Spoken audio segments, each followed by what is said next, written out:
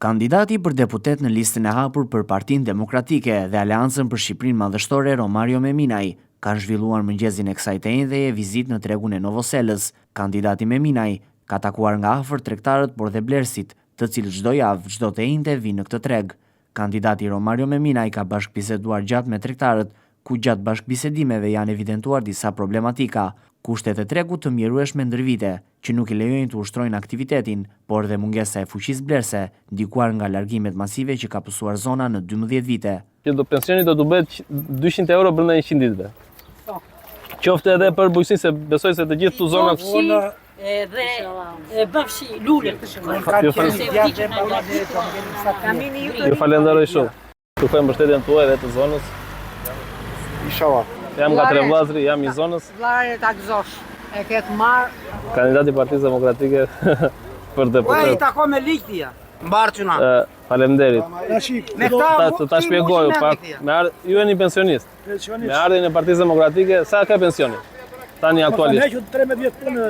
Sa ka aktualisht pensioni? 160. Me ardhin e Partisë Demokratike brenda 100 ditëve të saj, do ta kesh pensionin minimal. Ti s'besoj të kesh të marrësh pension minimal, se 160.000 kush pensionin minimal. Çaj punon akoma po.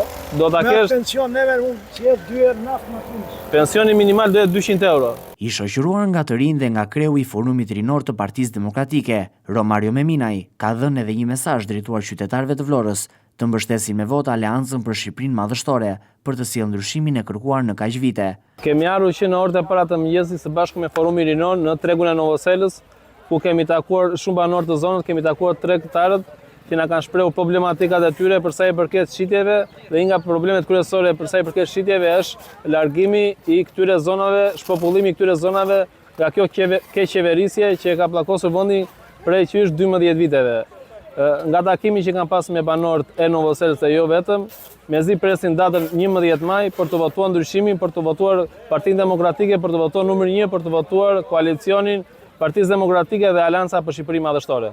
U bëjthire të gjithë banorët e Novoselës dhe të gjithë banorët të qytetit të Vlorës të dalin në datë 11 maj masivisht në votime të votojnë Partinë Demokratike, të votojnë numër 1, të votojnë koalicionin Aleanca për Shqipërinë Madhështore.